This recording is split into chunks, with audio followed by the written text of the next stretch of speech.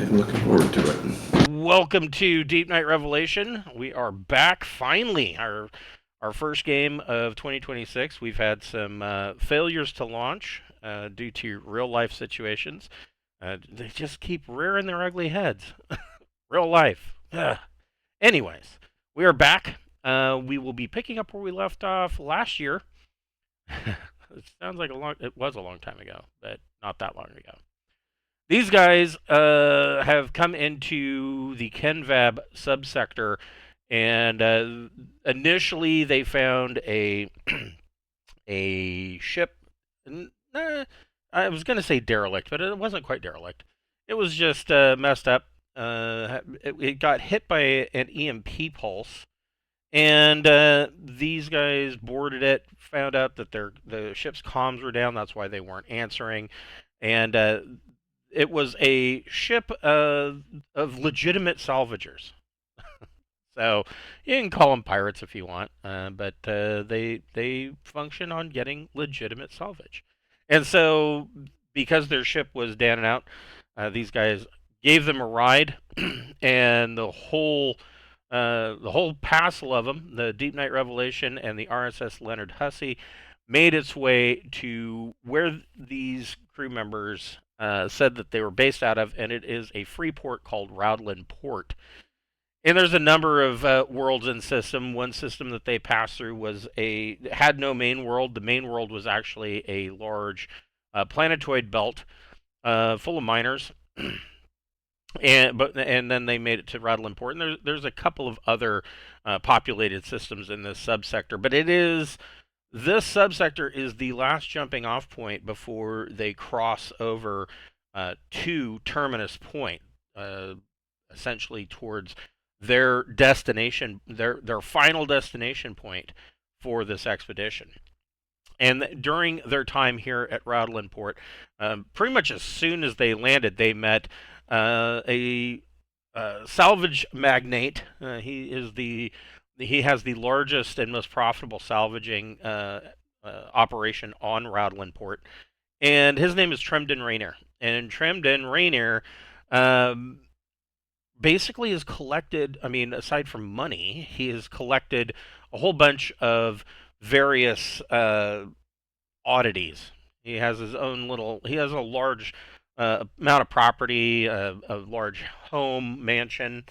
But on this property, he has basically like a airline or an airport terminal that is full of all of the stuff that he collected. And one of the things that he collected was a alien ship of unknown manufacture.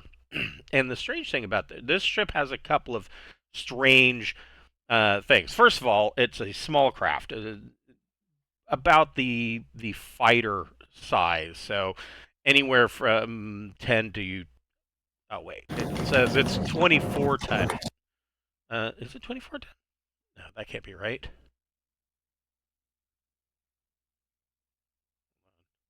No, 20 ton. So it's a 20-ton fighter. And initially he didn't believe that this fighter was armed. But come to find out it is. There's a secret compartment underneath it that has a particle accelerator weapon that's just kind of was rather clumsily installed into the undercarriage of this craft. And part of that clumsy installation is the fact that if it is fired, because of its nature, it will flood the crew compartment with radiation. So one of two things can be discerned from this: either the engineers that built this ship had no idea that was possible, or the beings that created it have a high threshold for radiation.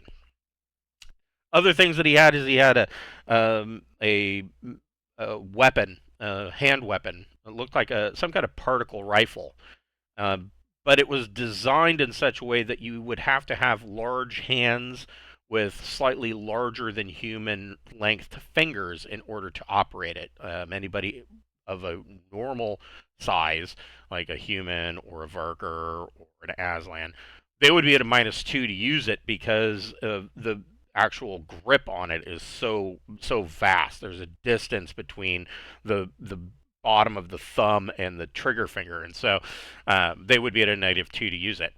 And so he's found a number of these things, and of course he has a number of other things that they had the travelers might have some use for. TL-12 fusion reactors. He's got some F-3A4 Thunderbolt interceptors that he somehow managed to get his hands on from the far side of nowhere. He's got some jump drives and assorted components. Just a whole bunch of stuff. And what he really wants is to find out where this alien ship came from.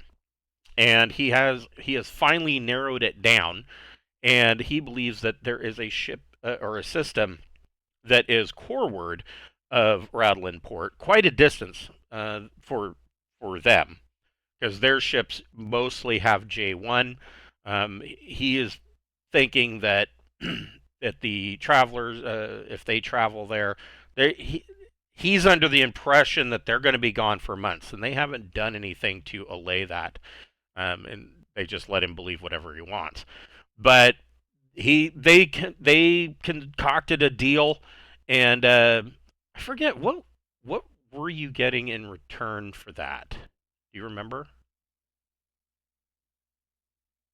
Well, there was that. Wasn't it The orb? The orb. Right, and Will was trying to figure out if, or Sarda, not the human. Sarda was trying to figure out if there's any important details on it, like say a level 3 response to the mold. Right. So one of the things that Tremdon Rainer has collected is an alien orb of unknown origin, and when Sarda interacted with it, come to find out, this is what do they call this? They call it a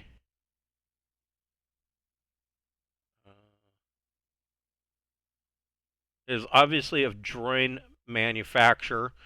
It has the strange patterns that they have run across before, and this thing is actually like it's pretty much an active data core. It's like a memory core.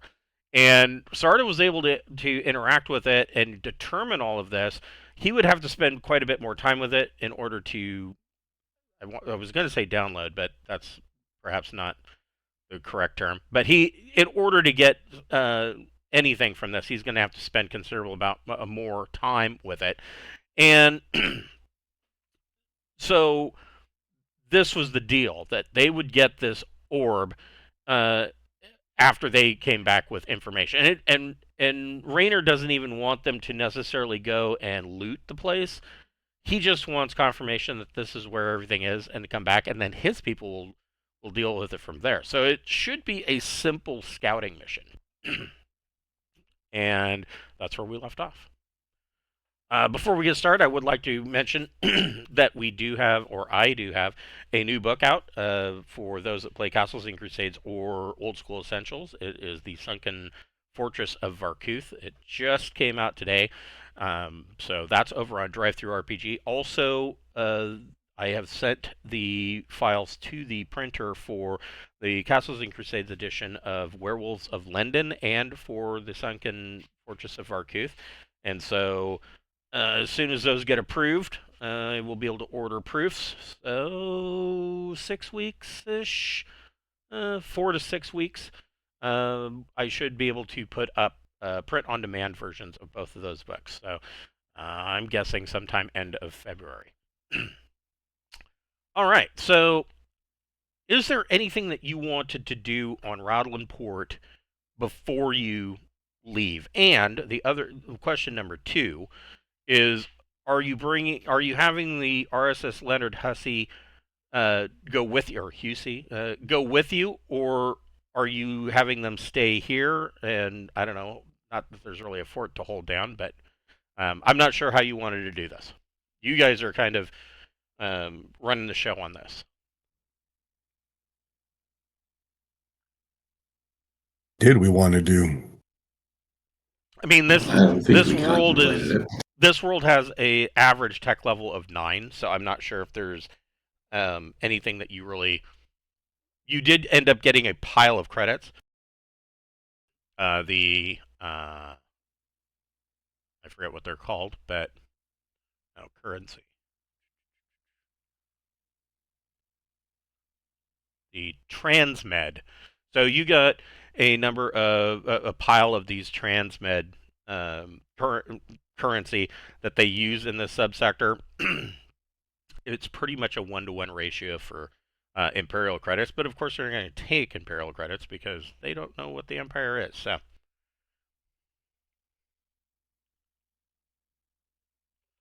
I don't know if there was something you wanted to purchase or hunt for. I think he had all the good shit, and we're gonna get what we need. And since we're getting so close to uh, Terminus Point, it almost seems like a don't split the party situation. Right. That's just me. That's true. That's true. You might not want to leave the Leonard Husey back here because you don't want to split the party, even though they're, for the most part, a ship full of NPCs.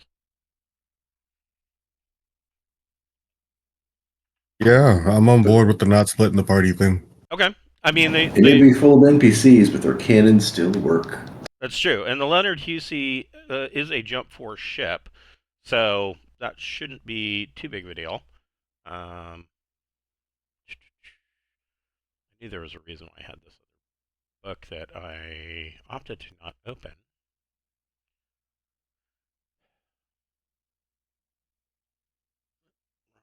There we go. I don't remember the name of this ship.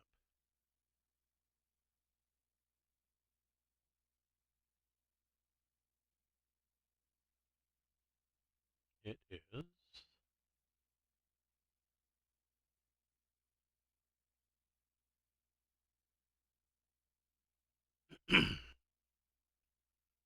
These are Tenzig-class ships, I believe. So I mean, they are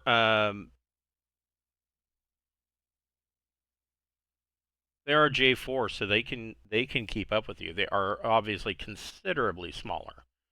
So I don't know, and they're capable of landing on a planet. They are streamlined, so that can be a benefit for you.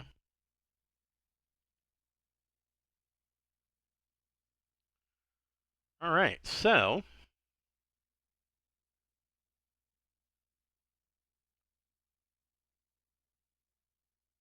do you guys want to do an astrogation check, or should you allow the crew to do it? Oh, no. I am not the astrogator, so definitely not me. I should do it. Okay, so you can go ahead and make an astrogation check. And I say So this, and I'm going to fuck myself, but I'm going to do it anyway. it looks like the safest route would be to jump here and then jump from here to the end point up here. Does our ship give us any bonus to this roll? No, but you can take your time and get a +2 to it because you're not in a hurry. Well, then I'll do that. Nice. All right. Well, the ship's crew can handle it from here. That bumps them up.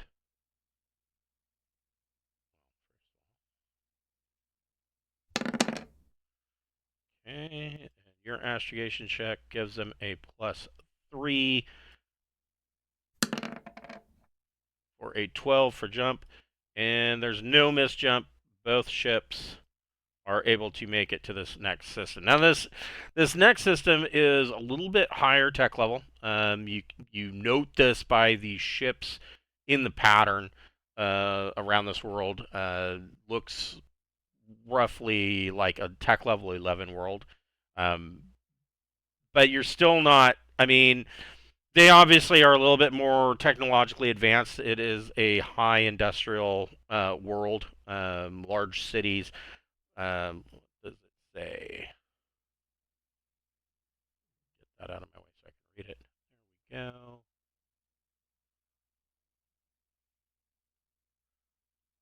So this world, 998. About 14,400 kilometers in diameter. It does have a higher surface gravity of around 1.25 Gs.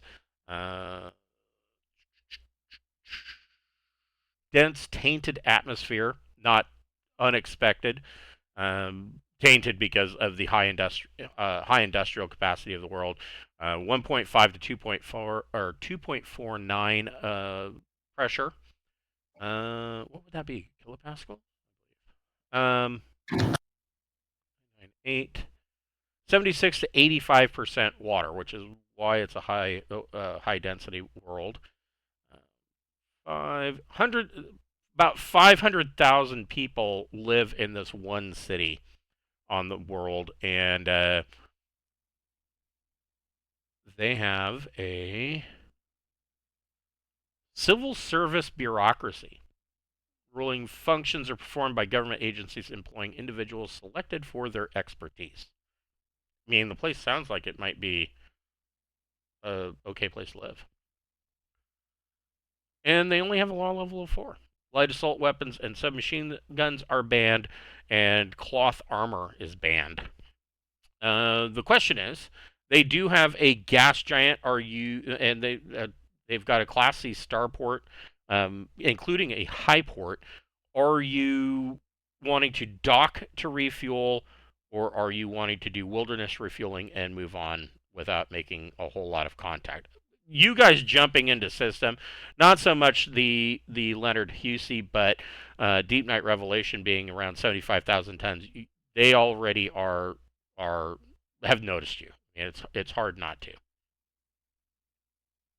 You're bigger than anything they've got. We should at least say hello. So Sure. Or just stop. I mean, just leave like pew pew. Like, what the hell is that? right.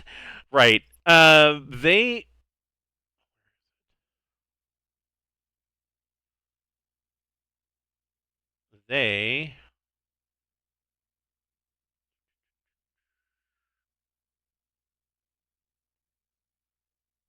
oh man.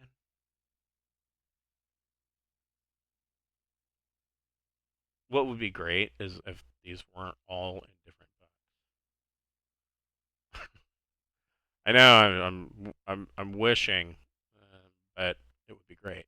So they launch a series of very similar fighters. You've seen them before, the F3A4. To basically they launch a couple of squadrons to not necessarily intercept. These are the F3A4 interceptors. Not necessarily to intercept, but to intercept, but also to more or less glean whether you are friend or foe. They speak the similar language of the region, which is oddly enough known as Kenvab.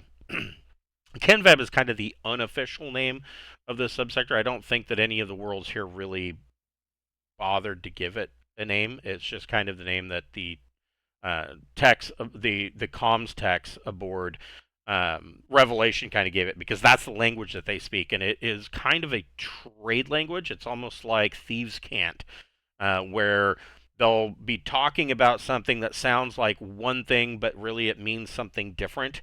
And so all of it sounds like they're speaking Glanglic, but it is intermixed with a lot of Old Earth phrases and idioms. And so your translator systems were able to pick it up very easily, and it took them maybe 30 minutes, and your translators were able to give you a perfect translation, because it's all known language. It's just how it's said. So they've been these two squadrons of interceptors come out and are wanting, they sound more threatening than they really are, because I mean, you've got these 6-ton interceptors. I mean, yeah, there's what, 8 of them, and they are saying that telling Revelation and the Leonard Hussey to identify yourself or be fired on. And like, No, really? yeah, we are going to shoot our fixed pulse laser at you, sir. So yes, they are demanding that you identify yourself or be fired upon. All right. Assuming you both saw Raw back in the day. A long time ago, yes. What'd you say, little white man? Right, right. Oh goodness. That was such a big I deal. don't think they want any of this, is what I'm saying. Right, yeah. So, I mean, how do you They're guys like, want to... please identify yourself. Please don't make us fire. Please don't make me shoot. Yes. Yeah, I mean, how do you want to respond to this? I mean, it's a pretty... Do you have any bubble gum? All we want is take us to your leader and give us bubblegum. I mean, it's honestly, there's no denying. I mean, even with your revamps and reconfiguration of Deepnight Revelation, it doesn't change the fact that it's a warship, and it's fairly obvious that it's a warship. I mean, it's got lasers up and down both sides. It's got a spinal mount weapon. I mean, it's fairly Look, obvious. just because we're exploring doesn't mean we're not ready for a fight. Right. So I mean, you could explain that to them and just say, hey, we don't mean to. We're out here by ourselves. We got nobody else to defend us, so we came with our own defense. We didn't mean to rub your fur the wrong way. I mean, come on.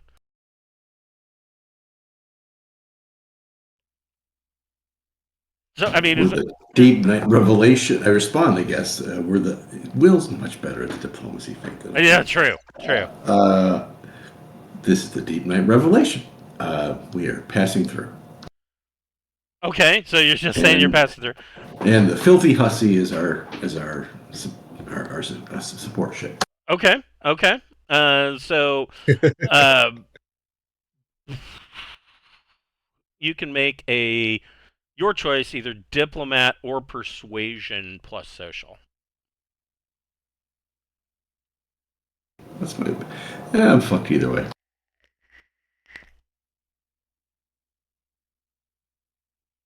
No, you got it.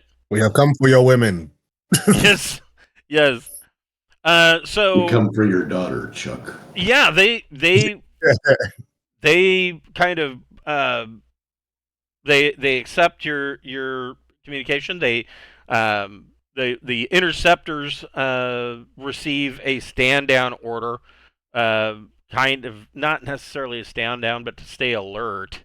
But they're no longer in a threatening kind of position, and they just kind of pull up alongside. And the port authority wants to know if you are needing to dock. Now, they have docking facilities for ships up to... I don't think we need to dock, do we? They only have docking facilities for ships up to 30,000 tons. They've not seen anything bigger than that. I don't think we need anything unless they've got just random fuel sitting around. But I don't think we need anything. But I'm super curious, other than the size of our ship, why they would take such an aggressive posture from the jump. Well, they apologize for that, and their reasoning is that so they have never seen a ship as large as yours, and obviously well armed. I mean, you probably lit up the board as soon as their scanners picked you up. There was probably a big red flag on your sensor ping, and so they took the aggressive stance, hoping that you weren't aggressive, but they've run into numerous problems. The most common issue that this system, or pretty much any system, in this subsector has run into has to do with what they refer to as the furbolgs, and their constant desire to obtain technology. Now, these guys will the port authority will tell you that if you run into the furbolgs, they will almost certainly attack with a reckless abandon in an attempt to obtain technology. Even if they're not able to get your entire ship, they'll try to carve off pieces of it. And the port authority tells you that they follow this this kind of path towards getting technology almost with a religious fervor. But the Port Authority says that over about the last 5 years, that attacks from the furbolgs in the subsector has become less and less and less. They think that there was only a limited number of them, and that they're finally either dying out or possibly have gotten enough technology that they're moving on to somewhere else. Now, your scanners have not picked up a whole lot of anything. I mean, if you are going to the next subsect over, VS21, that's a pretty sparse subsector. There's not a whole lot there. That is going to be your jumping off point to cross to Terminus Point. And so, this is not a dense star cluster in VS13 or VS05 or VS12. So, not sure where they would be moving off to. But it has been your experience thus far, as far as the furbolgs that you've run into before. You've never run into any that were high tech. They've all been anything from Stone Age to Bronze Age. They appear to be small communities or small populations on a planet.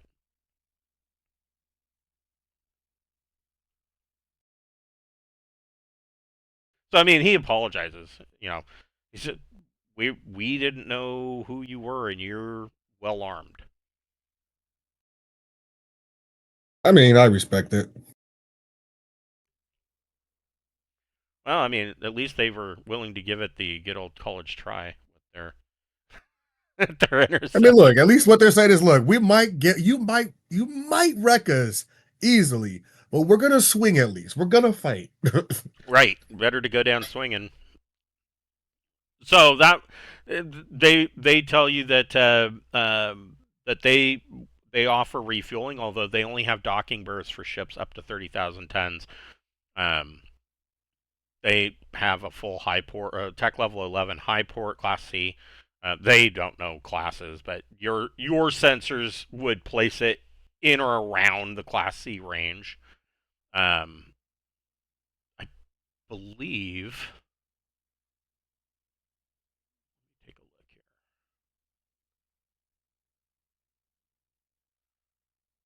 Starport.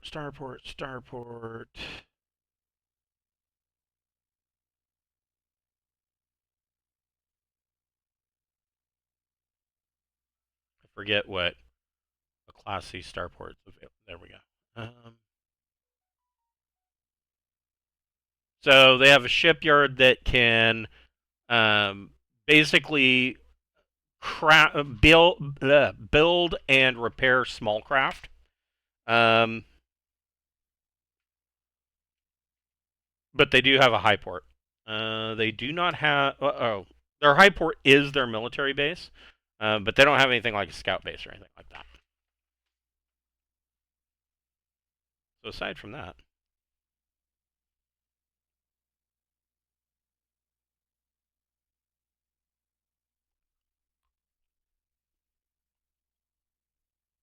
All right, so you want to mess around here and see if we get what trouble we can get into there, or do we want to just go check out this? Keep moving on.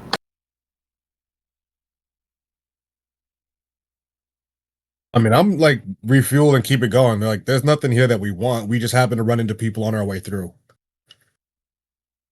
That's true. Yeah. Unless they've got vital information about where we're going next. We can ask. their response, they are aware that the system they have their own classification. Um, they have more or less red zoned that world. That doesn't mean that they're active. Unlike in the Imperium, when a system is red zoned, or if a world is amber zoned, unlike in the Imperium, red zoned planet systems are not patrolled. Theirs is just it's a warning, because there's let's see, there's one, two, three, four, five. Wait,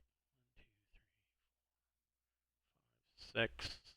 There's only 6 planets in the subsector that are populated. And this world is the highest tech level. So a lot of the stuff that these guys manufacture, they're shipping it out to the other planets, and there's really no kind of cohesive government in the subsector. Each world is more or less considered independent, and they've all kind of made it work as far as trade negotiations and things like that.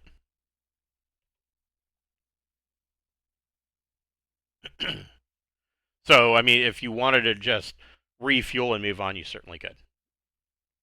And you could be here for 2 days and be done. With it. Sorry, what was that? I think that's a good idea. Like they ain't got nothing to do with where we're going. They got no information for us that's gonna make it worthwhile. Refuel and go. Okay, so yeah, you guys spend 2 days here and make your way on. You can make another astrogation check. You can add a +2 for taking your time. And actually, if you would like, I can allow you to make an additional +1 to that, because the high port here has astrogation charts of the region. So if you take your time and use their astrogation charts, it comes out to a +3. All right. Excellent.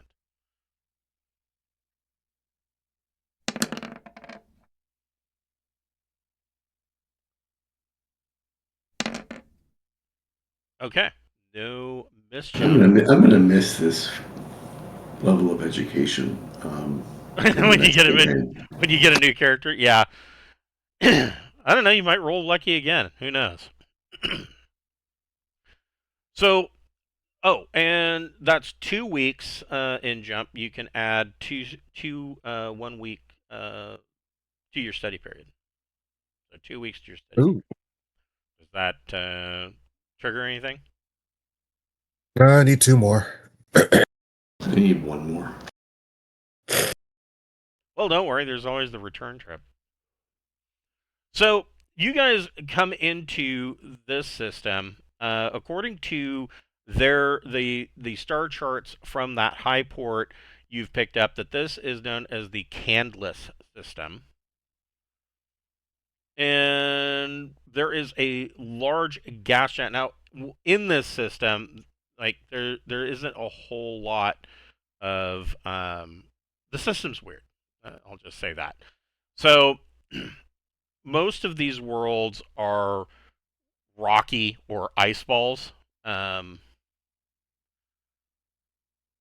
But the one world in the system that is kind of considered to be a habitable planet is actually a moon of this large gas giant. And this planet is known as C2A. And it is C2A. It is basically covered in a fairly lush forest. There are sections of the world that are barren, kind of a desert wasteland, but it is getting most of its heat from the gas giant's radiation itself. What else? The other thing, whoever would like to, or the crew can do it, can make a electronic sensors plus intellect or education check. I don't have sensors, so it'd be just a straight education check.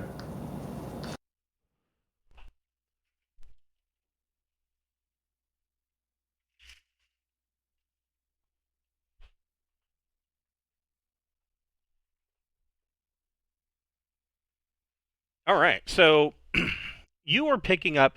I mean, C2A is sticking out like a sore thumb to you. Not only is it the only habitable, or at least pleasant world in the system, it is also ringed, or in orbit around it is the wreckage of some large ship. With a 9, you can't really tell too much about where this ship may have come from. Um, but it is a ship uh, in the 10 to 30,000 ton range, and so it has broken up quite considerably, and is like kind of forming a debris ring around the moon. And you also pick up that there are obvious signs of at least one craft on the planet itself, and it doesn't seem like it crash. There are two. I'm sorry. There are two. There's one that there's a crash site, and there's another one not too far from the crash site, but it doesn't look like it crashed. It's a landed ship. And that one is coming back as a Torlex class. And you've seen these before. They're very popular with these guys. One of these. Oh yeah, we've seen those. Yeah. Yeah, it's the typical 600-ton tramp freighter. Unfortunately, only has J1. Otherwise, I would say that this ship was damn near perfect.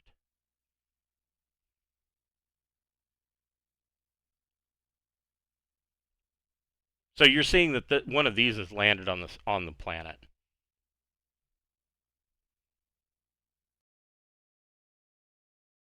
Okay. Is it by the crashed ship? It's maybe 2 clicks east of the crash ship. There's a lot of jungle in between. In fact, this area is uh, kind of overgrown. There's a small patch area where the Torlex has landed.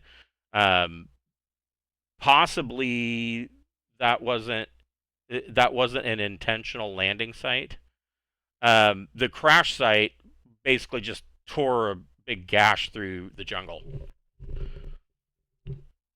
So basically, what I'm saying is that no matter where you land, you're going to have a little bit of a hike to get in, but not exceedingly so. Maybe about 1 kilometer.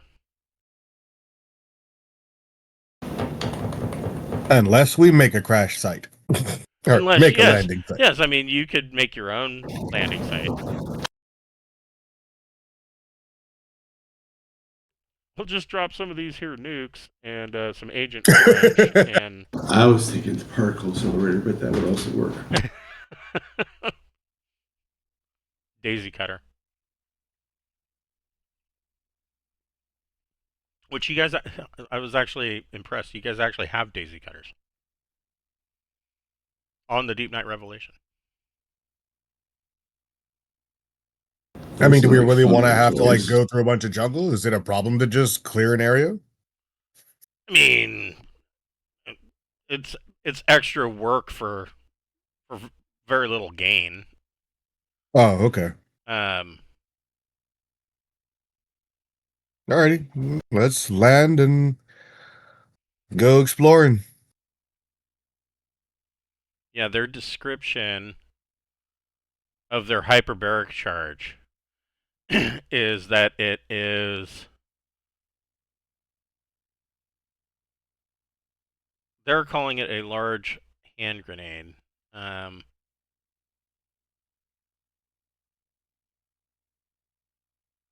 Distributes a fine mist of or outer casing explosion at the outer perforating the outer casing and distributes a fine mist composed of highly flammable vapor. It's a daisy cutter in a hand grenade. Basically, it sprays gas around and then ignites it with the explosion. I mean, that is kind of cool. Yeah, that would do a number. So For science. So you guys are. What ship are you taking? Are you taking the Destin X2? Are you taking a smaller ship? What are you wanting to go down in? That's the pilot's choice. That's up to you, Pappy. I mean, how many people are we taking with us? That's a good question too.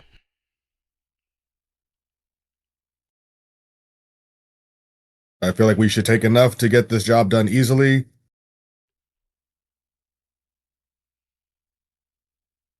Well, you already know that the Furbolgs, I mean, from what you're hearing and some of what you've witnessed, they're obviously aggressive.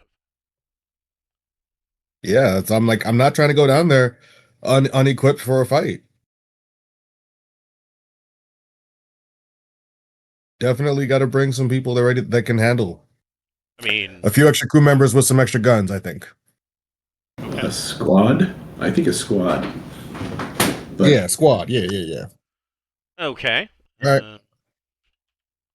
Let me find some crew.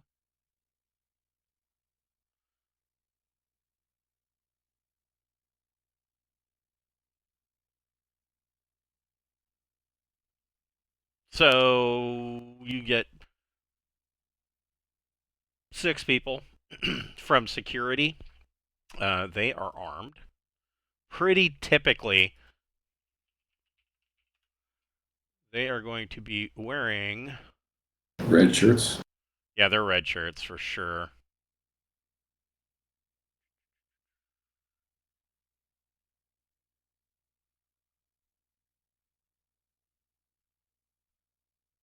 They will all. Well, they'll all have. What is this?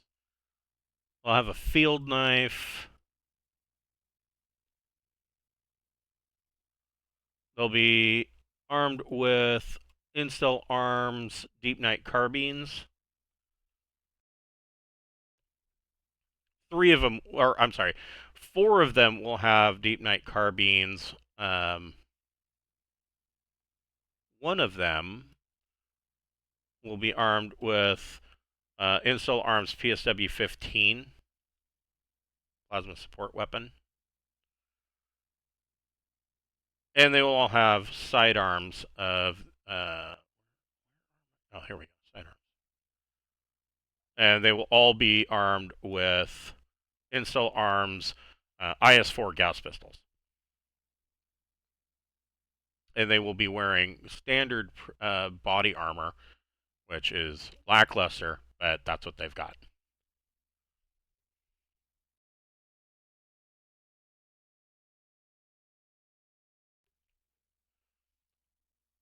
How is Mel going to be equipped? Well, I'm gonna bring my in terms of weaponry, I'm bringing my Gauss sub, but I've learned enough about these plant bastards that I want to bring a burner of some sort. Okay, so you're going to bring a flame rifle. Yeah.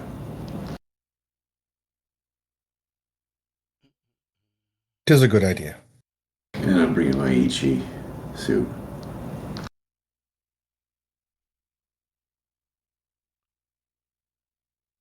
So you're wearing the HEV. And You know? you're also in HEV. Yeah. Okay. I'm ready for the trouble. There we go. Like, why is this taking so long? And the flame rifle.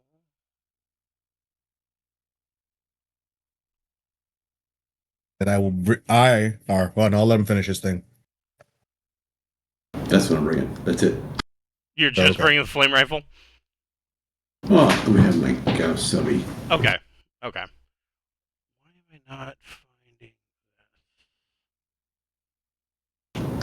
I'll bring a first aid kit. Here's the flame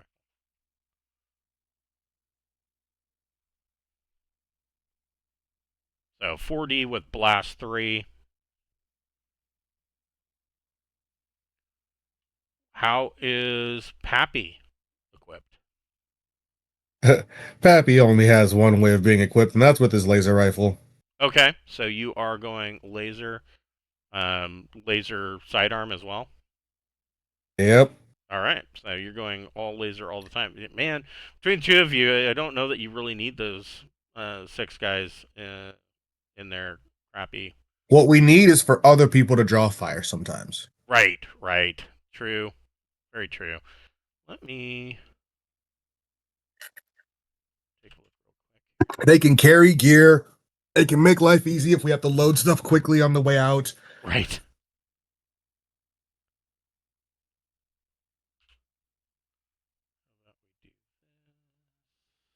They can grab the black and white plate carrier and drag my ass back to the ship. Right. Exactly. They have critical roles here.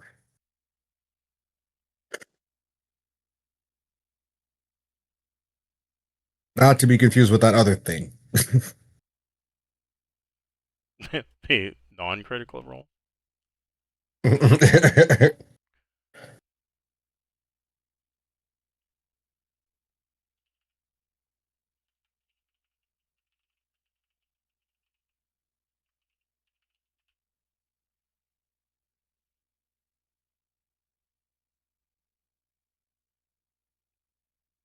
Make a token real quick.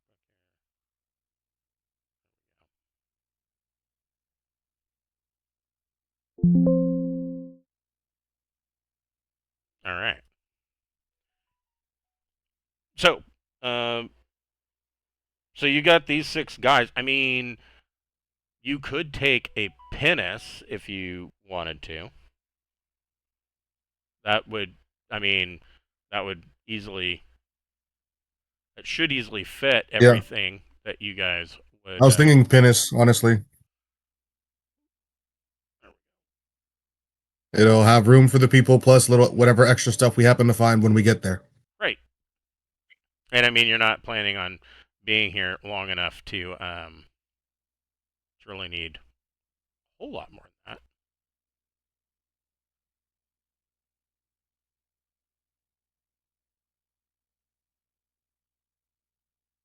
There we go. These guys are, call them Sec Force.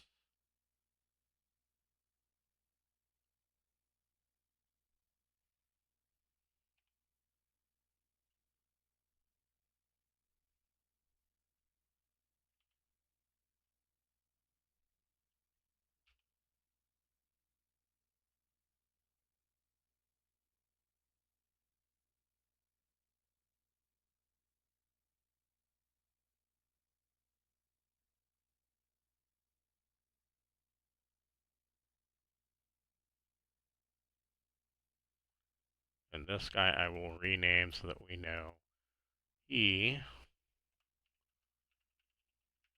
has the plasma gun. All right. Pappy, go ahead and make a piloting plus dex check. All right, everybody, I'd like to thank you for flying Pappy Air. We're just gonna have ourselves a nice, smooth flight today. No trouble at all. Excellent. So, Pappy takes off from Deepnight Revelation. Revelation, while here, Revelation and the Leonard Husey perform wilderness refueling of this convenient large gas giant that the moon is around. And you guys will be conducting operations on the ground. And so, Pappy brings you guys in, no problem.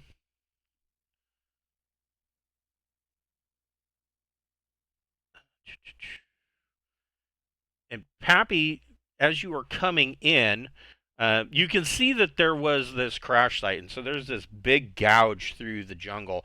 Not much is left of the ship, although it looks like it happened quite some time ago. Whoever wants to can make a electronic sensors plus. I guess that would be Mel. Electronic sensors plus intellect check, and you get a +2 for that.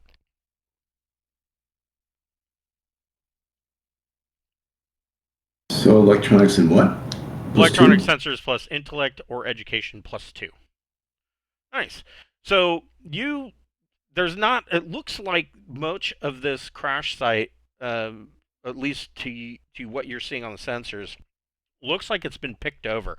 Like there's been some scavenging going on of whatever was left here. Your what you're seeing from the sensors, it looks to you like the initial crash, while devastating, was at least partially survivable. Like there could have been some survivors. The other thing that you pick up is that this crash site, uh, whatever this ship was, it is showing the telltale signs that it looks like it was a droid small craft. I mean, it's got the weird rounded edges and bulges that pretty much tell you that that was probably a droid ship at the height of its construction. It looks exceedingly old. The other ship, Pappy can do a flyby, and Want me to the pilot again? no, you don't need to. You did well enough. You kind of fly over this site, and this is what you see for that Torlex-class ship. Construction site? Yeah, it looks like they've built a bunch of girders and scaffolds around it, like there's some kind of repair work going on. Huh. And it's kind of in this little ravine area. Um, and you can see that. I mean, obviously not the most ideal of landing spots. It looks like it may have been forced down, but not whoever piloted it down. If it had lost power or something like that, they did an excellent job and they were able to perform a soft landing. Okay. And this is not droid. No, this is a Torlex class 600-ton tramp freighter. Huh. So Pappy sets you down. Let me copy over these guys.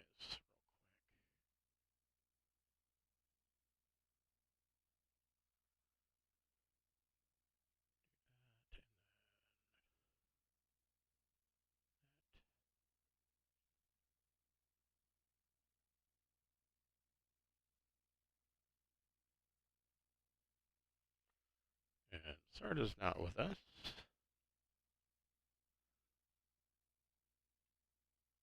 No, that's not at all what I wanted. I want to delete. There we go.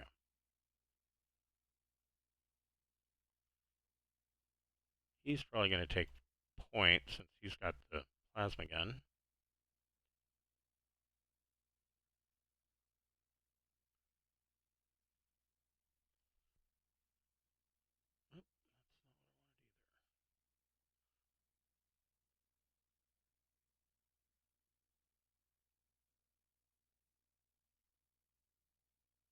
Please, big plasma gun man, please take point. Right? Please, you were chewing a cigar while you're walking through the jungle that way.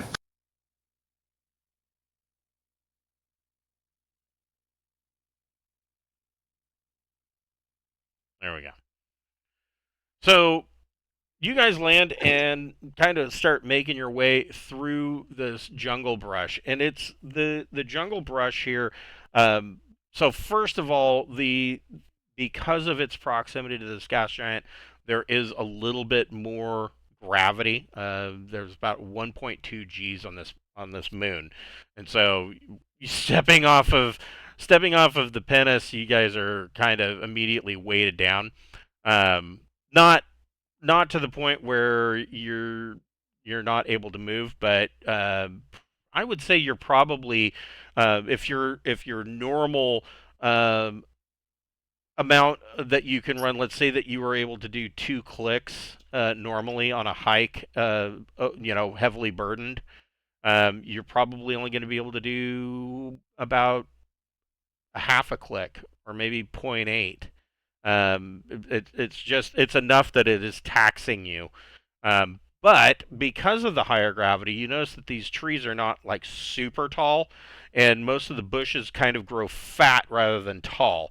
And because of that, there's the jungle doesn't seem like it, or forest or whatever you want to call it, doesn't seem like it's as heavily overgrown with brush that has fallen off from trees and whatnot. They seem to bush out, and so it's not as difficult as some of the heavily forested worlds that you've been on, especially like the last one that you were on, where the whole planet was nothing but a big forest. This isn't like that. It's more of a scrubby. Everything here is like a scrubby kind of fat plant that hangs lower to the ground. And so you guys are able to make it to this crash site, which is kind of along this little riverbed, pretty easily. Everybody can make a Recon plus Intellect check. Let's see if my reconning is doing well today. I feel like that's the one thing I do well, even when I'm not trying to, except for one game session. Right. So neither one of you see. Let me see what they. Damn. They. Another bad session.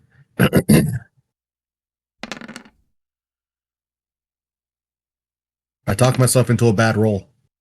So the security force, you guys don't see anything.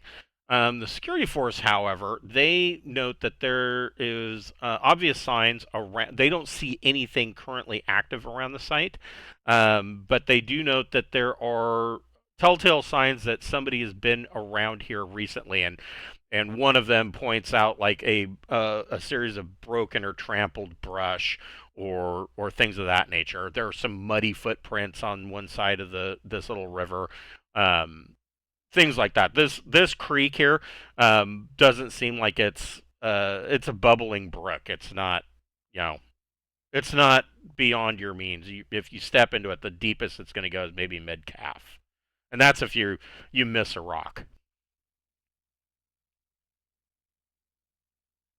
The kind of creek that the kind of creek that when you were like 8, you were like, oh my god, that current's so fast, it's so deep. Gotcha. That kind of creek. It's really more of a drainage ditch in the middle of winter. Alrighty. Well, I mean, with the gravity, who knows what's in there, though, man? There could be some like gnarly fish in there. They're He's setting us up. They're just big flat pancake bottom feeders that stay at the bottom of the water the entire time. Give me 1 second, I'll be right back. I mean, given the type of place this is, those footprints have to be pretty recent. Yeah, I agree. So, definitely going to get my weapon out and ready.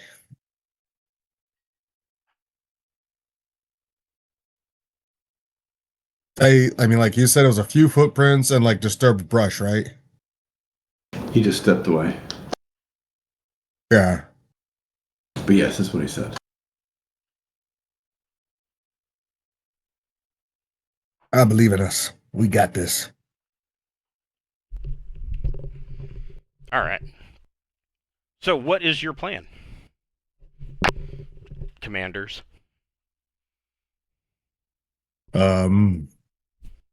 Can we tell? Can the guy who did the good roll tell like which direction it looks like things were heading?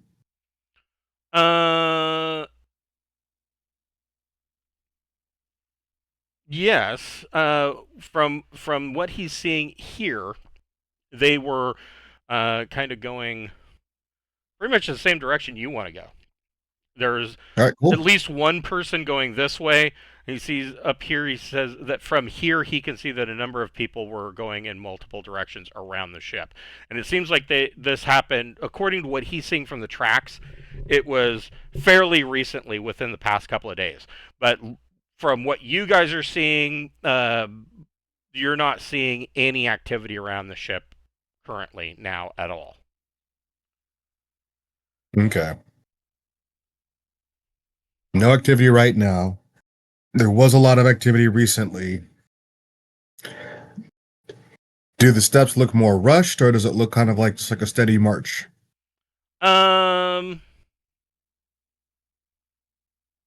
It doesn't look like from the closest tracks that you can see, which are here, heading towards the ship across this river. It doesn't look like whoever was here was in a hurry. They weren't Okay. running or scrambling. They're Good. steady. Okay. They're steady. A steady pace. All right then. I say we push forward and prepare to engage should something show up. Okay. So I will give you guys. Let's see here. Who wants to take fact? Who wants to take the 3 with the plasma gun? Mel, take the plasma gun. Okay. So I'm going to call them Sec Force 1, and I will give you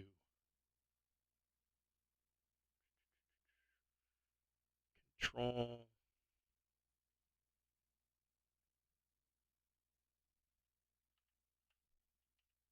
Oh, wait.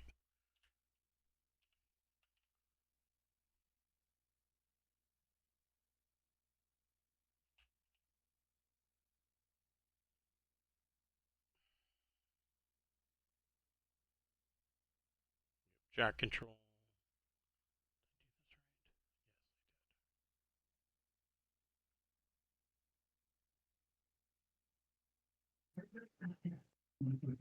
And then Sec Force 2, I will give to Pappy.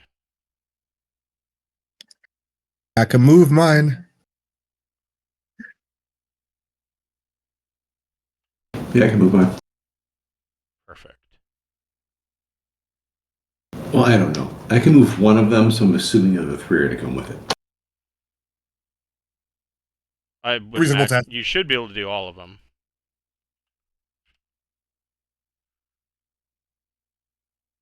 And then what I will do is I will replace this with just Sec Force 1 and Sec Force 2.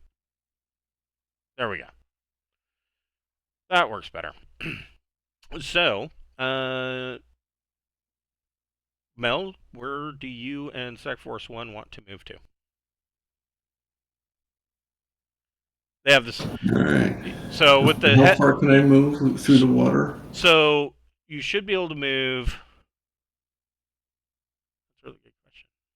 And I don't Just know an example. If I move here, that's 8. It's 9 meters.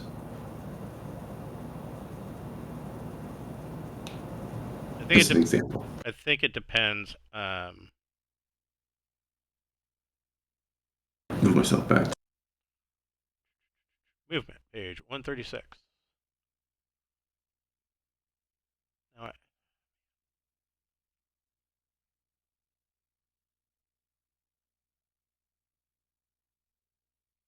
Pull out a calculator. I want to say that you can move 6 hexes because these are 1.5 meter hexes. Yeah, that would be 9. So, and that sounds right, right? Works for me. Uh,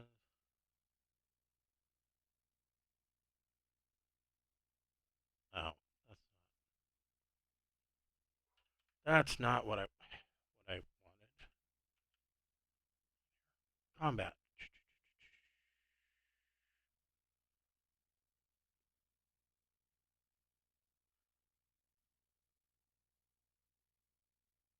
up to their movement score. So on your character sheet, what's your movement score?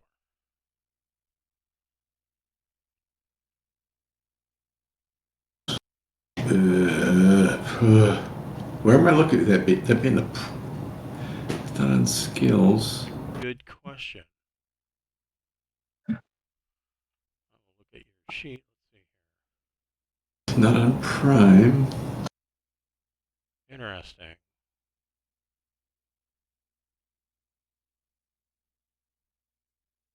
Like, where do I see find it that? on combat?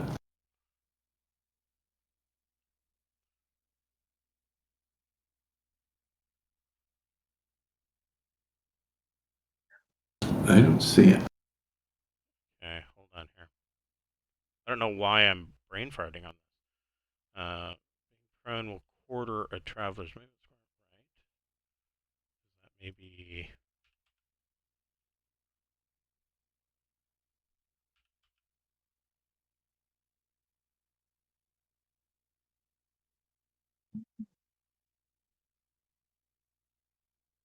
Movement 6 meters. 6 meters. Okay, so it was right. It's under Prime. You go to under. It's under name. It's in the same block as name, age. Gotcha. Okay, so I was right. So Oh, shit. yes, you move 6 meters. It's right there. And that's right. That's right. So 6 meters, and then with each, so one minor action, you can move 6 meters. You can either do a significant action and one minor action, or you can do 3 minor actions, and you could pump all of that into movement. So you could move a max of 18 meters. You're not in combat, so there's really no reason not to. You could say, like, I'm going to use 2 minor actions to move for 12 meters, and then the third minor action to take cover, for instance. All right, so I'll move 9, and then we'll draw to give cover to Pampy's crew. Okay. All right. So, Mr. Pappy, where would you and Sec Force 2 like to move to? Ready? I like the idea of moving towards this bush thing here, so let's see if I can get us there. Typical. Pappy's always Yeah. moving towards bush.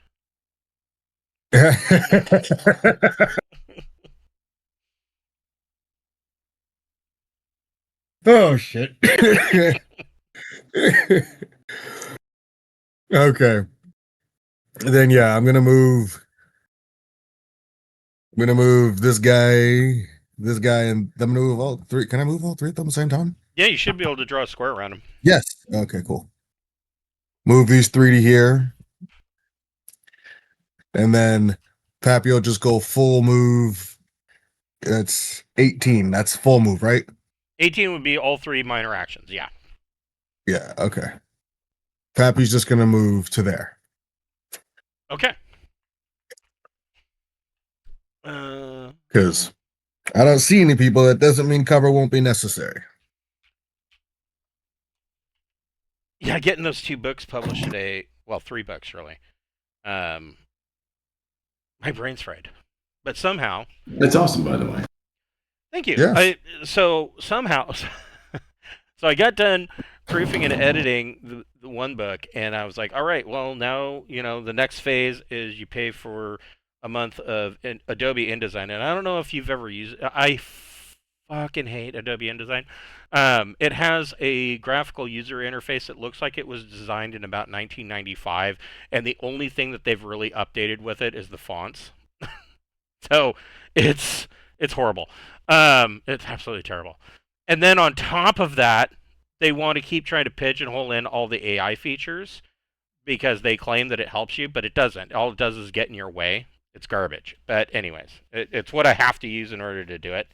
And so I actually was able to focus and get through it, and it worked the first time. I didn't have to redo anything. I was like, are you serious? Like, I got done with 2 books, and I'm like waiting for the other shoe to drop. I'm like, okay, what's going to be wrong with these? Nope, nothing. They were fine. I was like, huh, all right. So, I guess I can't bitch about it too much, but God, I hate Adobe InDesign. Anyways, anyways, uh, let's see. These guys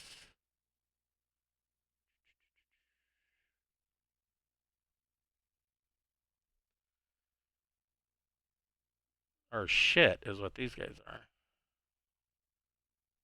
That's okay.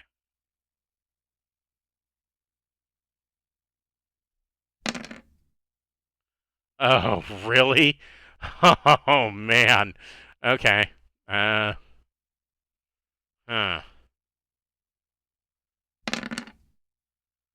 That ain't better.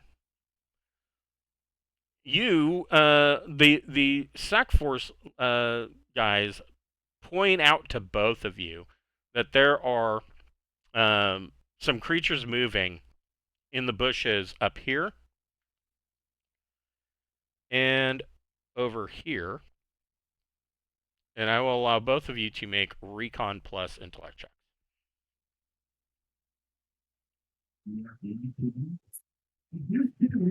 Recon.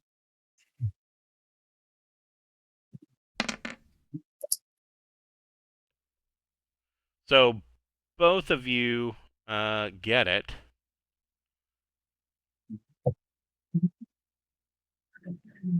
I hope I'm on the right layer. Yeah.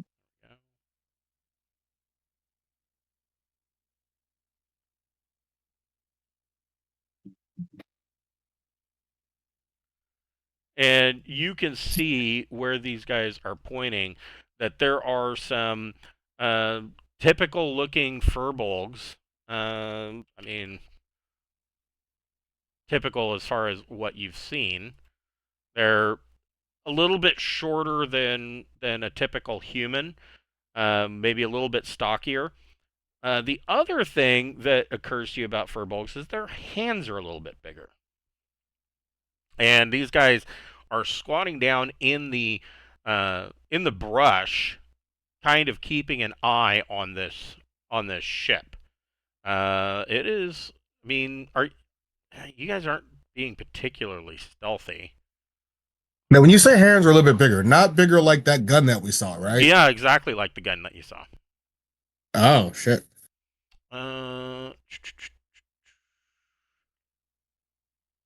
Good lord, these guys are just terrible. Oh, he. Okay, there's that. No, the standard furbolgs have not. None of them have detected you. Wow. Yeah, they're not good at this at all. So wait, they're crouched in the bushes watching the area and somehow still didn't see us? Yeah, they've not noticed you approaching from the south.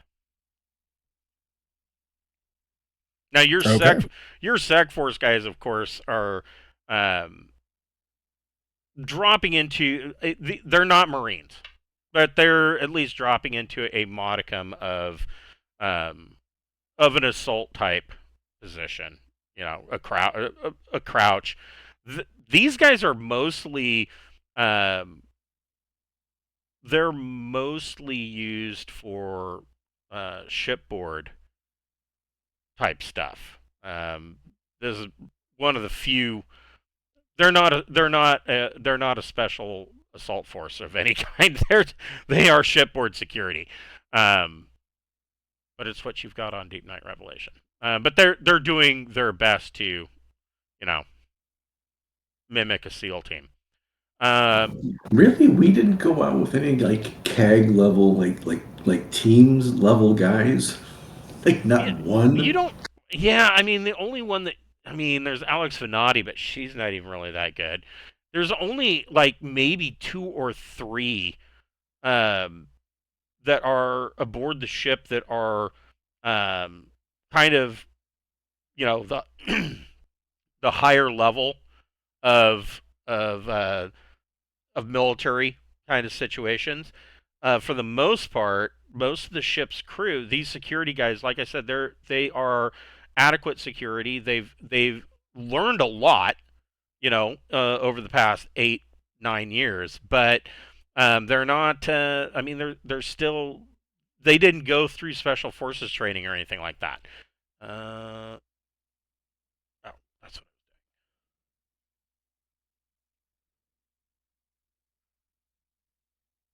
These guys. That's 0. Not awful, I guess.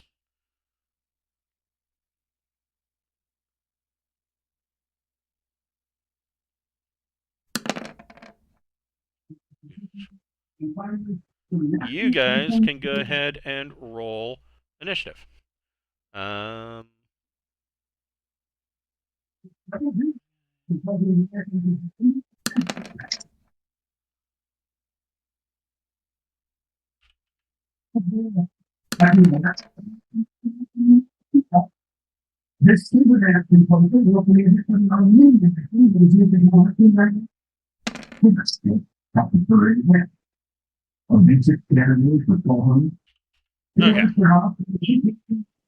It would be great if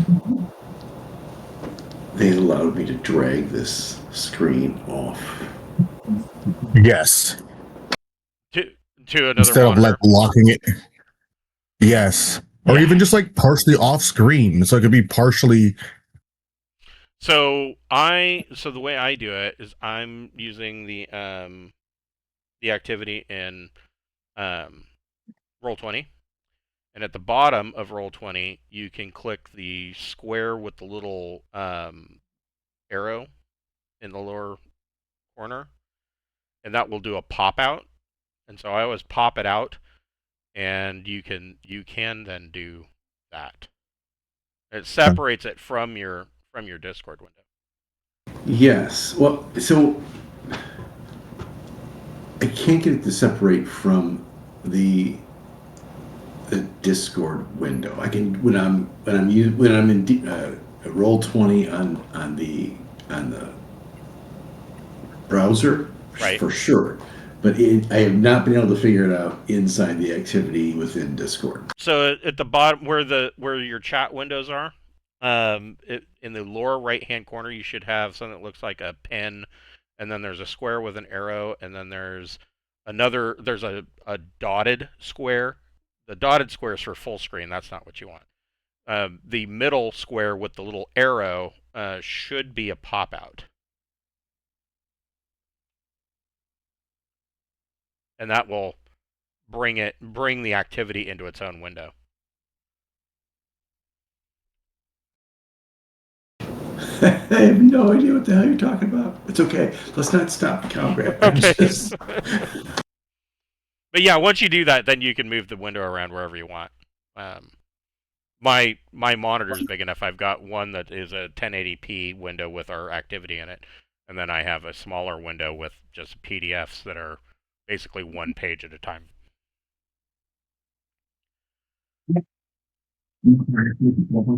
So Mel, you, not your security force, where would you like to go? What would you like to do?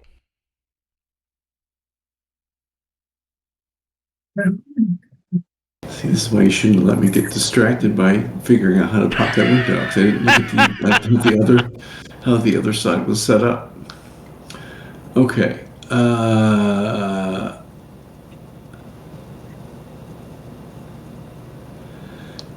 Is our assumption that these bastards are going to be immediately hostile? Well, they're called Furbolg fanatics, but that's a little metagame thinking. Right. So, still, I'm going to guess they're going to be hostile based on previous receptions we've received from them. They're completely peaceful fanatics. Yes. We're just super into cosplay. Alright, I'm going to move towards the ship scaffolding over here. How far can I move it? There. To use it as cover. Okay. All right. I think the guys will do the same, but do you want me to move the whole crew, or should it just be me? Well, they have their Sec Force 1 has their own initiative. Actually, we could probably move them to the top, like so. Sec Force 2, unfortunately, did not make their initiative as well. So yeah, you can move them wherever you'd like to move Sec Force 1. They all have the same. They all have standard 6 for their movement. So 6 meters.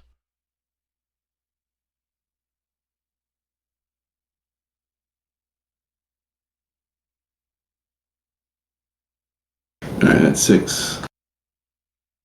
Yeah, so they can move 4 hexes because these are 1.5 meter hexes. Or they can move, 4, 8, or 12, depending on how many you want them to do. Okay, so they move on up. Pappy, where are you going? What are you doing? Gonna do similar to what Mel did and go to this other scaffold over here. Let's see here. I have to go around the bush since I decided to go for cover. That's 1. And then to here would be the other one. There. Okay. And I'll hold that last action and eventually I'm going to go up. Okay. Firbolg Fanatic. So they are basically looking for you guys. Or not looking for you guys. They're looking for any activity around the ship. Ugh. They still don't see you guys. The leader... No. Man, I'm going to have to roll a lot better than that. They are still crouched down in the bushes. Pappy, where are you having Sec Force 2 move to? Sec Force 2. Ooh. Can you pull up the picture of like the area again? Because I can't remember if there was space underneath the ship or not. There is. It was elevated. It was elevated. Yeah, there is actually. Okay, cool. Then yes, that is perfect. All right, what I'm gonna have the guys do.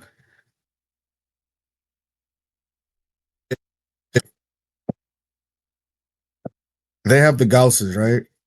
Yes, they have Gauss carbines. I'm gonna have them kind of move up under the ship and prepare to engage the ones in the bushes to the north. Okay. So it's going to be more of like a move to here. That's 1, 2, 3, 4. Is that 4? 1, 2, 3. Yeah, 4. Okay. 4 hexes, and then kind of like, except for this one's going to kind of more over here. So it's kind of a line, and have them kind of do a crouched aiming while maintaining aim on the bushes across the way. Okay. So if there's any movement in those bushes at all, I want them to engage. But until they engage, they're gonna just each turn kind of move a bit closer. Okay. Let's see. You guys. Because I need to anything more than 2 movement. Wait, I get 2 movements and aim, right? Yes. Can I do 2? Okay. Yeah, you could do. Okay. You could do 2 movements, and aiming is a minor action. So yes. Okay, cool. Then my bad. 1, 2, 3, 4. So kind of like under the ship, but aiming forward. Okay. Yeah. Pappy and Mel, you can make recon plus intellect checks. Did they booby trap it? No, they're not quite that smart.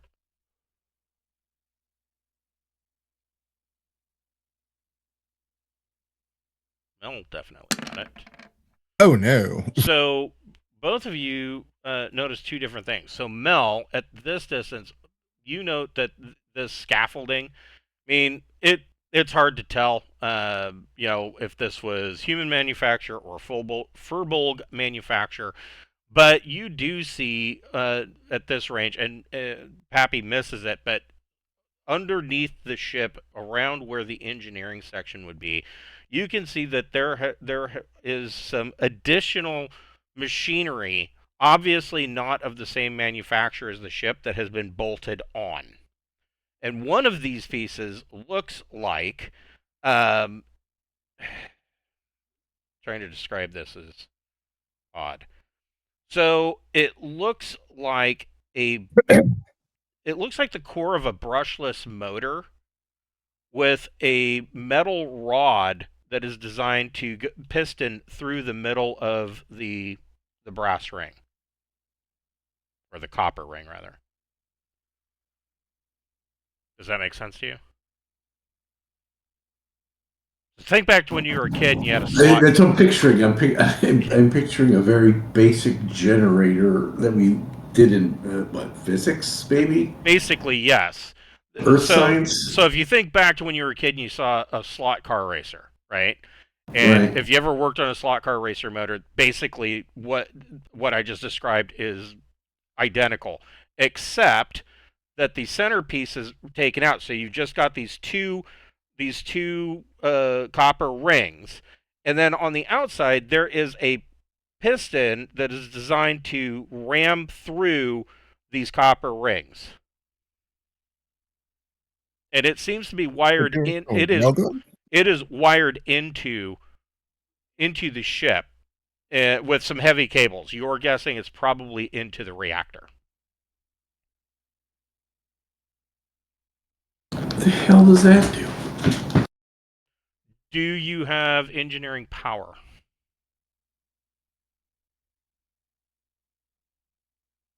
Or, well, I mean, you can I make do. an engineering power plus intellect or education check. That gets it. So this is a very rough makeshift device that is looks like it is powered into the fusion reactor of the starship. And essentially, what this thing will do is it will build up a pulse, and then this metal rod will slam through, and it will generate an EMP. A very sloppy, big EMP that is not Okay. that does not require a nuclear detonation to generate. Clever girl. Pappy, while Mel is kind of marveling at this Cracker Jack box EMP generator, you hear a snap twig, or a twig snap off in this direction in the forest. I missed which direction. Okay, yeah. Somewhere down in this area, you Gotcha. hear a twig snap. The furbolgs all seem to hear the twig snap, and they all bring up their arms. Now, I kind of need to. You guys notice that most of these guys are carrying like a machete or a spear. Huh. Let's see. There's 1, 2, 3, 4, 5. Two of them are carrying these bulky particle rifles that you saw in Rainer's collection. Good. So they all kind of hear this twig snap, and they all look in that direction. Mel, what are you doing? Okay, so this confirms this is one of the pirate ships. I'm dealing with pirates. Um, Wait, where the hell's the rest of the crew? Oh, they're underneath. Yeah, Sec Force 2 is underneath the ship. right where they can get, a face full of EMP. Right, right, right.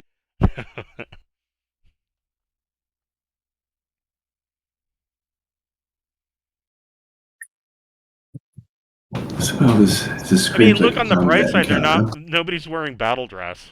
So, So do you think we could Would an parlay with these EMP affect guys? a vac suit? yes, absolutely. Now and this is available for both standard armor or battle dress. You can take up a slot with shielding. So, like, essentially, you just put in shielded wiring and things like that. So, it has a better chance of just negating any electromagnetic pulse up to a point where EMP just doesn't affect it at all. But yeah, EMP can ruin a guy in a complete tank in battle dress can have their day ruined with an EMP. Good to know. I probably don't have a remote detonator on this fucker unless there's somebody inside. Well, I wouldn't. I don't know. Well, they're apparently fucking blind. Can I get up into the ship? Sure. Alright, where do I have to move to get up into said ship? That's a very good question. I would say back here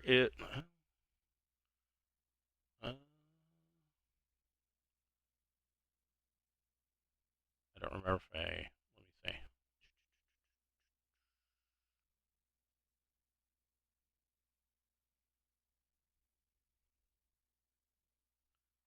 I wasn't sure if I'd bothered to put up deck.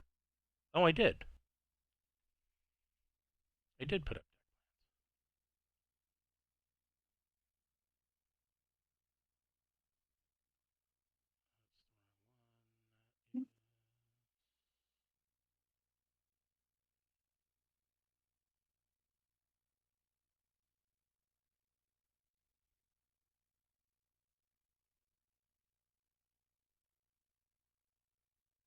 Sorry, I'm looking for. Yeah, I would say just for shits and giggles, off the top of my head, I would say back here is where the ramp, and it's open.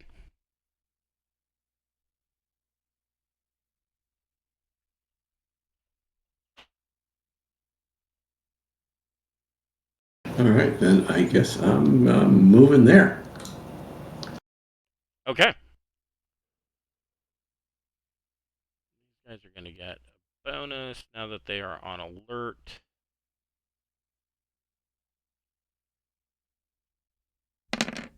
So that's a move and a half to here. Okay. And then I mean, you could use the other minor action to go up into the ship. there we go. I'm going to copy you, or actually, I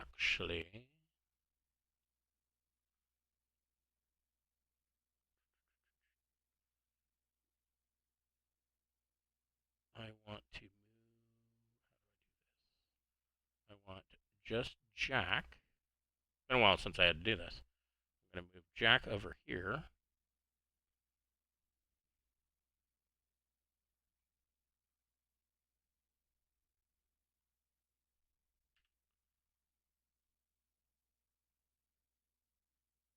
And so, yes, this is coming up into 13.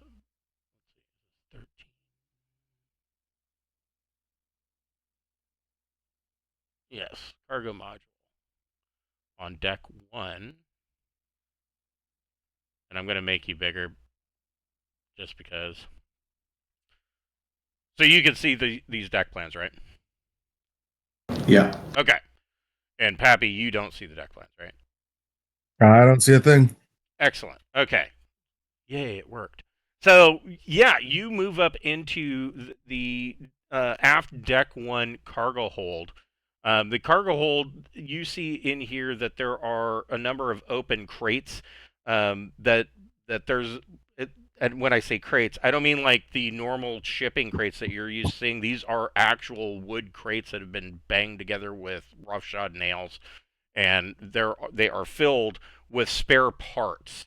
Um, the parts that you are seeing are from various different makes and models of ship or different spares. So they're not like they would all fit one single ship. And I mean, unless you were to go throughout the entire ship, you wouldn't be able to tell whether or not that most of them would fit. But you, just looking at them, you can see that they come from different makes and models of vessel.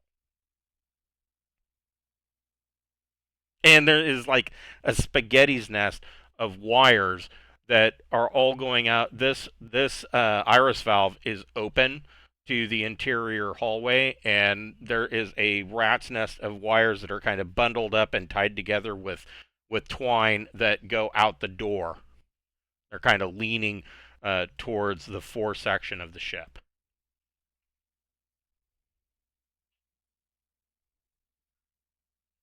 Okay, all right, there's too much shit in my way. There we go. All right, is there anybody up here that I can see immediately? No.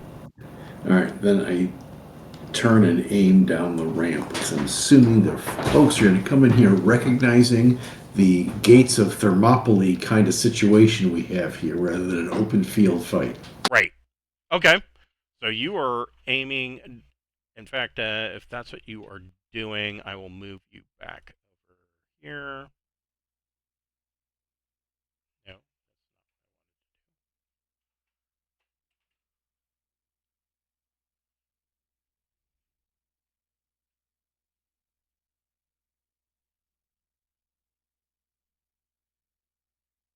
And so you should be back at the outside, right?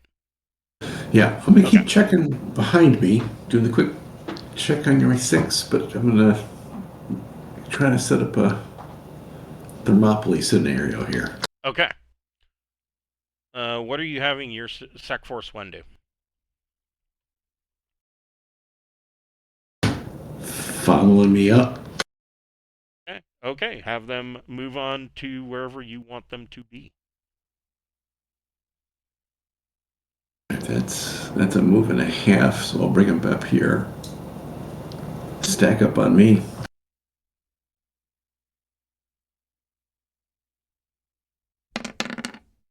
Just gonna do a stack. And these poor bastards can't roll anything but 1s, 3s, and 4s. Like, really? Come on. All right. You don't hear my HE suit. It chomps up the fucking metal ramp. Right. Well, I know. I gave him like a +2 bonus, and they're still. And I'm picturing that now. I'm picturing a reverse scene of fucking Blues Brothers. We're all going up, up, up, up, up, up, up, up as we're going up the stairs. Yes. Right. Yes. Making a ton of noise. Pappy, what are you doing? Alrighty. I would like to go up the scaffolding up onto the top of the ship. Okay. I would say that you could use one minor action to get up the scaffolding and up to this ramp up here. Cool. Then I would like, with my second move, a minor action, kind of come over here, and I want to look towards what that noise was. So looking towards, well, go ahead and make a recon plus intellect check, and you can make that with a +1.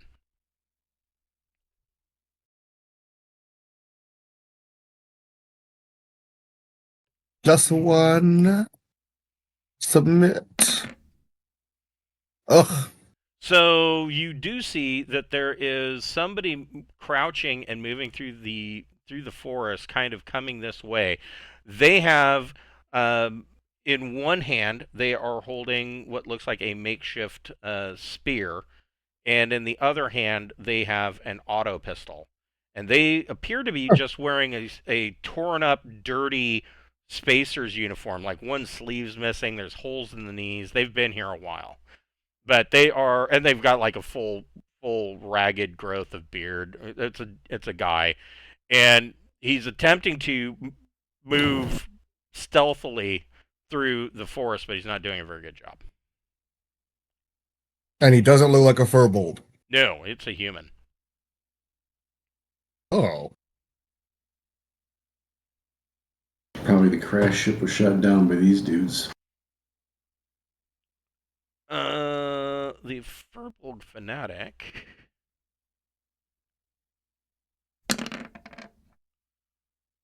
He finally sees Pappy. Something.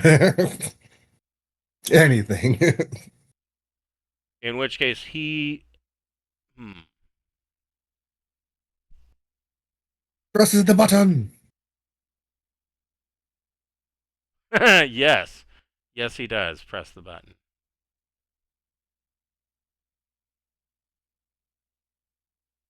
He hits the button, and Mel and your security force, there's like a sudden hum. I mean, there's a sound of a hum, but you more feel it than you can feel it in the deck plating more than you can hear it. And Pappy, Sec Force 2 reports that this makeshift piece that has been attached to the bottom of the ship is starting to crackle with energy. There's some lightning bolts, and the rings are starting to glow. They're kind of faint, but somebody switched the power on. Shoot the shit. Shoot the shit. Okay. Wait, the guy, the human pressed a button? No, the Furbolg leader did. Hopefully the deck plating is going to help. The fanatics. But don't shoot the shit. Well, you might want to, but hopefully I'm shielded by the plating.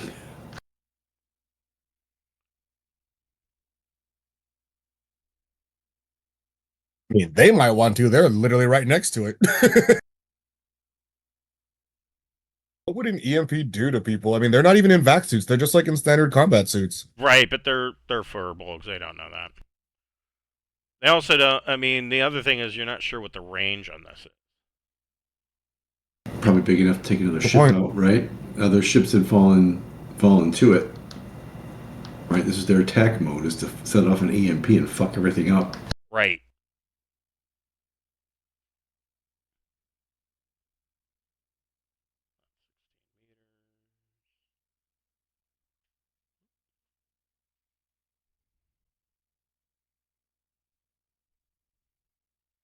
So Mel, your guys were kind of aiming out this direction. You see that the Furbolgs up here are moving. This one has a particle weapon. These two, one of them has a machete, and the other one has a spear. Because you were aiming and waiting for that, I will allow you to take your shot. All right. So these, well, I know where these guys are supposed to be, but they're kind of moving out. And what do I have to do? Roll for a burst? So a burst, if you're doing a burst, it is a gun combat plus dex check, and you get to add the auto score of your weapon. You're using an SMG. Yeah, so it's AP 3, auto 4. Damage 3d6 plus 2.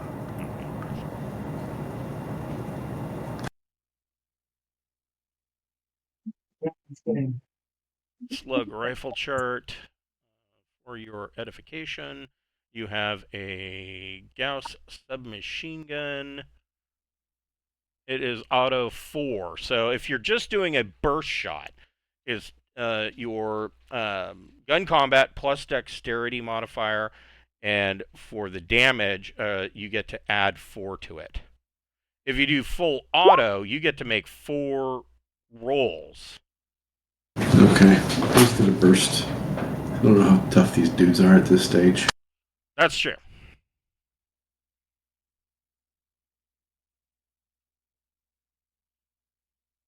So And they're 7 is a wearing heavy armor.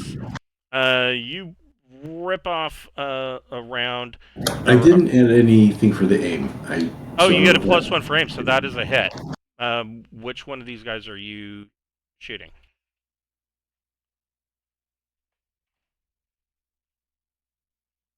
I can only see these three, so I'll choose the one in the middle. Okay. So it looks like this was a flat 3d6 plus 2. Is that right? That's... And you get to add 4 to that. So 15... Oh, this guy's going to be having a bad day.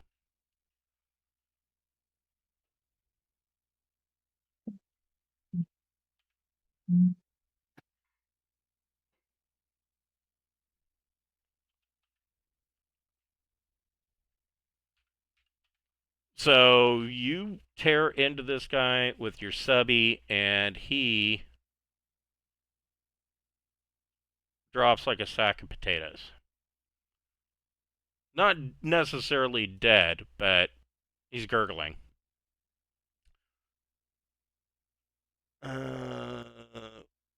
What are you having your Sec Force guys do? Are they doing the same thing? Cutting the wires. So the first question that I have with the Sec Force guys, are you going to have Plasma guy open up? Yeah. All right. Yeah. And I'm going to direct the other two to start cutting the wires down to the EMP out the door. Okay. Okay. So they are working on the wiring harness. You can go ahead and make a... Let's see. He's going to have heavy weapons 1 plus a dex of +1. So 2d plus 2 for his heavy weapons attack.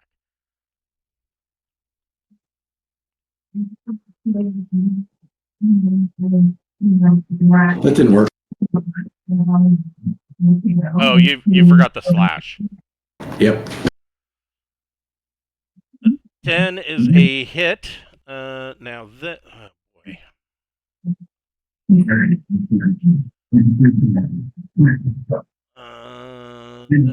Plasma support weapon.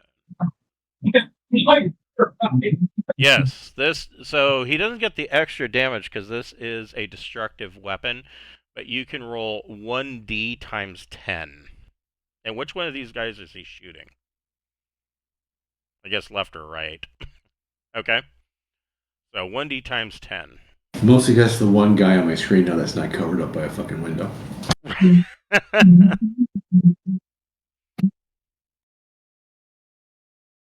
So 30. Jesus, I don't even think he's got 30.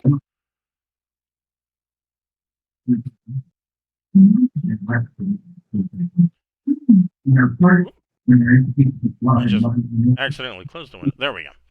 This guy is hit, and there's nothing left of him. I mean, there is a smoldering black mark on the ground where this guy was left after getting hit by this plasma beam.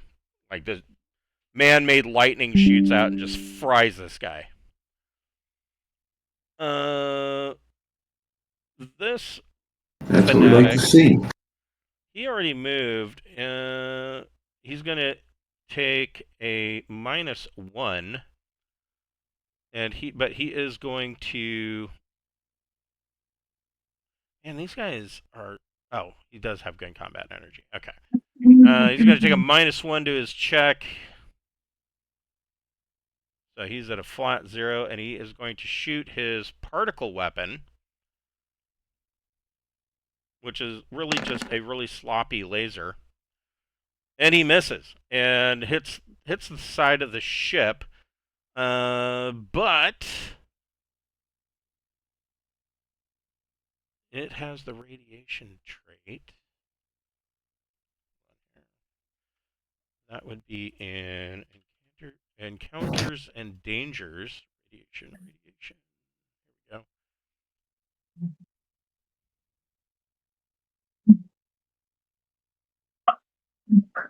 So if I'm reading this right, this does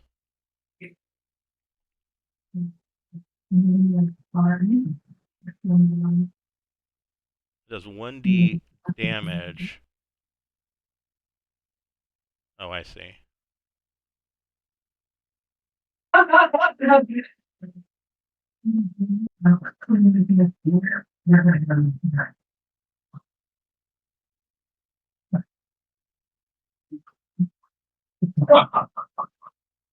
Oh. Okay, so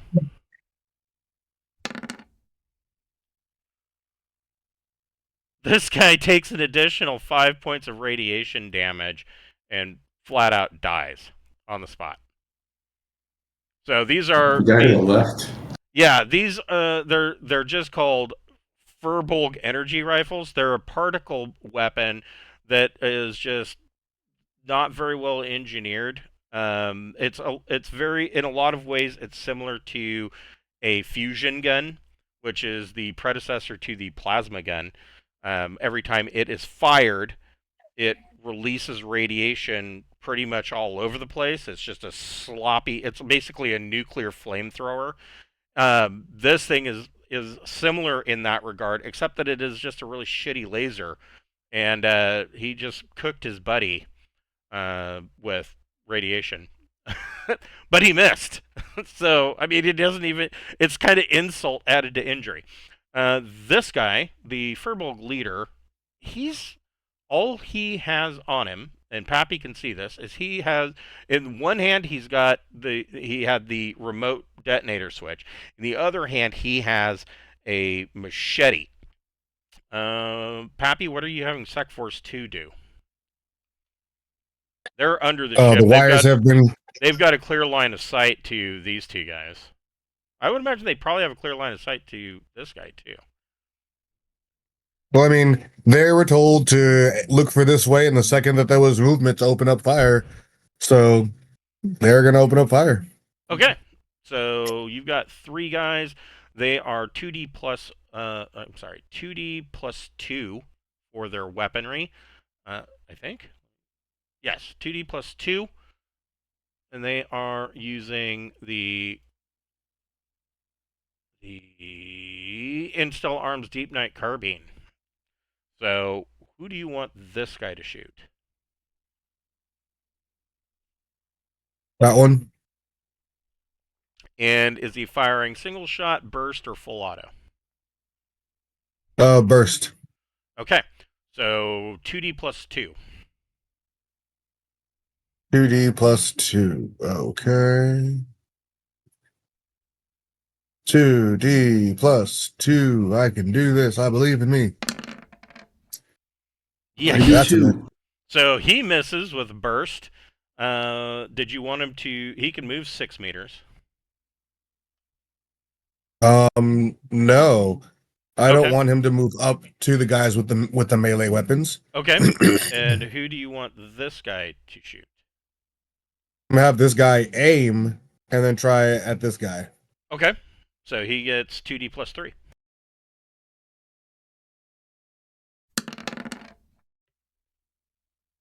That is a hit. That's a hit. Oh, he's got a plus 4. So roll 4d plus 3 for damage. 4D plus 3. Yikes. After he fires, he elbows his buddy and says, "And this is why you aim." This Furbolg takes a load of rounds to the chest and drops to the ground. Where are you having this guy shoot?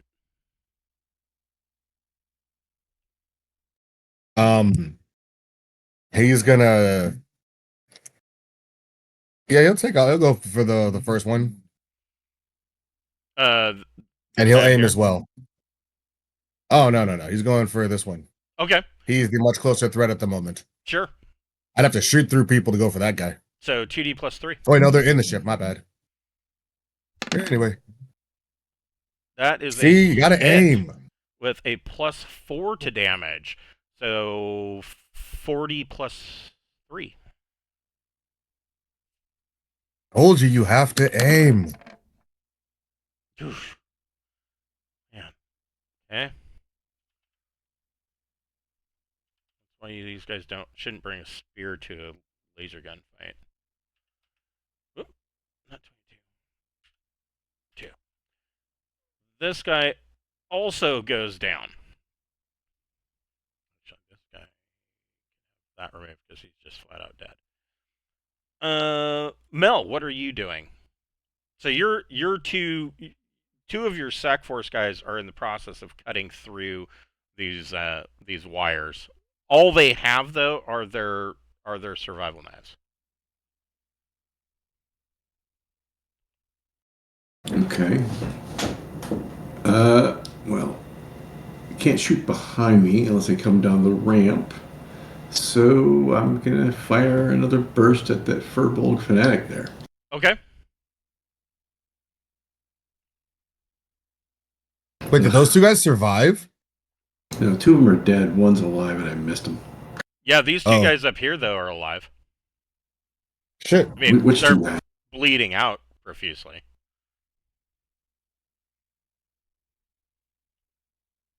But the 2 guys in front of me are, well, one's fucking vapor. One I think just died, right? Yeah, Or is he bleeding out? this guy is nothing but lingering radiation, and this guy died of radiation burns from when this guy shot his laser or energy weapon or whatever. Right. So there's a Basically couple shitty of fusion guys. There's guys up, at my 7 o'clock, but I'm up ramp, so I can't see him. So, but there's still a guy there. So I fired and missed on this guy. Okay, so I mean, I'm assuming a 5's a fucking miss. yes, if you went full auto, you could pull the trigger 3 more times, or really just hold it down. Wouldn't I call that before I rolled? I mean, theoretically, yes. I mean, yeah, true. What are you having your Sec Force guys do? 2 of them are cutting wires. Laser Boy. Yeah, what's Plasma Boy doing? What did I roll for him last time? Plasma Boy sounds like a new 2d6 cartoon plus 2? character for Fallout. 2d6 plus 2. Yes, 2d6 plus 2.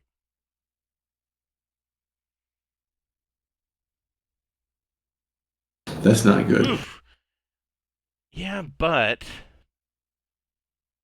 let me double check something. No, it does not have a blast radius. But it's got 100 shots for the magazine. So he lights off another lightning bolt and misses. Pappy, what are you doing? Okay. I'm gonna go for the leader. I should have a line of sight on him from up here, yeah? Yeah. Most definitely. Sir, I would like to introduce you to the joys of laser rifles. ones that don't cook everybody around you. I will take a knee and aim. Okay. +1.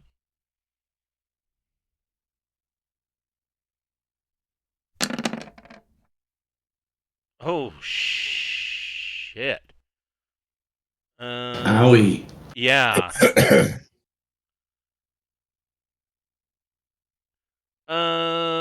Just for shits and giggles, that's such an awesome roll. It sounds wrong to just flat out kill this guy. Go ahead and roll a d6. D6.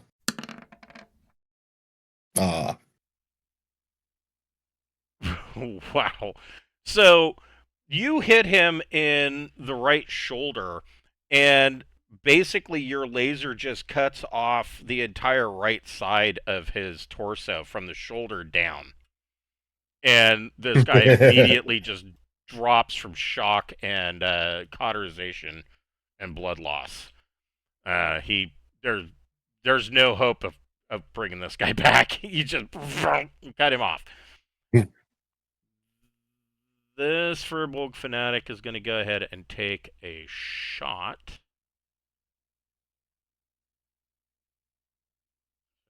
There he is.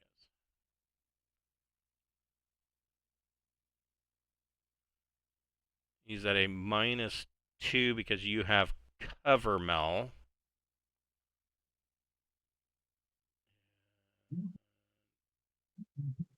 He's shooting at me, not the guy with the big fucking laser next to me? That's fine. That's fine.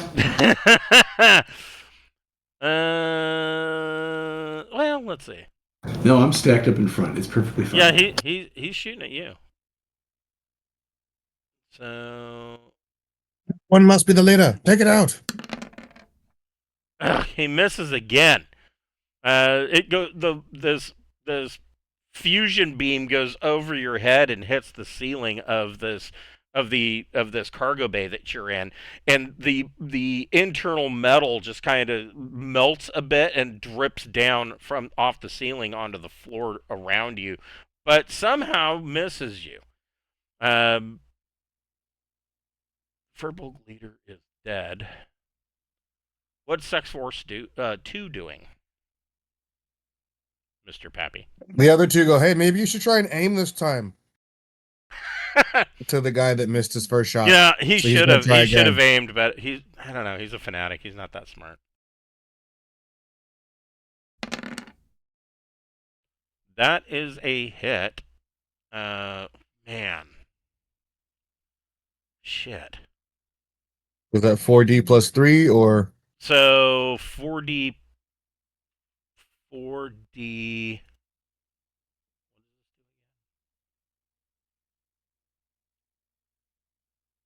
plus 4. Ooh. And if it's just a burst, no. And then it's 4D plus 7 if you're just doing a burst. 40 plus 7? Yes. Oh, shit. Were the other ones supposed to be better, too? Yeah, but I mean, not that they were really necessary. It doesn't matter. 40 plus 7. Yeah, this guy... Holy shit. he drops him in a single burst, and he goes down. So you guys have you've basically taken care of all of these Furbolgs, and hearing the staccato fire of Gauss weapons, as well as seeing this laser, this guy comes out of the forest and drops his weapons and has his hands up, and it yells out, "I don't mean you any harm. I surrender. This is my vessel. Please help me."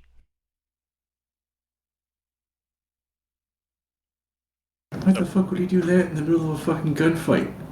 Well, the gunfight's over at this point. These guys are all dead. Or will be soon.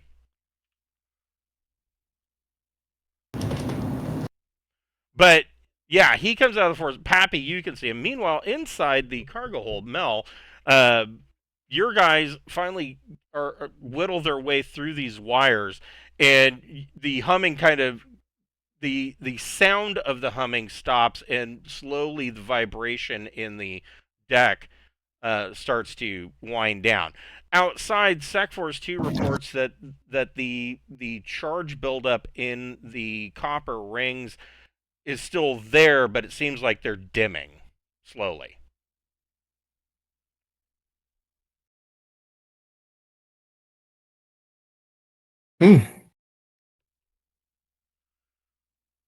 So we will have you meet this crew member and find out how he got here and what the hell is going on with this planet next week, Friday night. Oh, we're already done. Oh shit.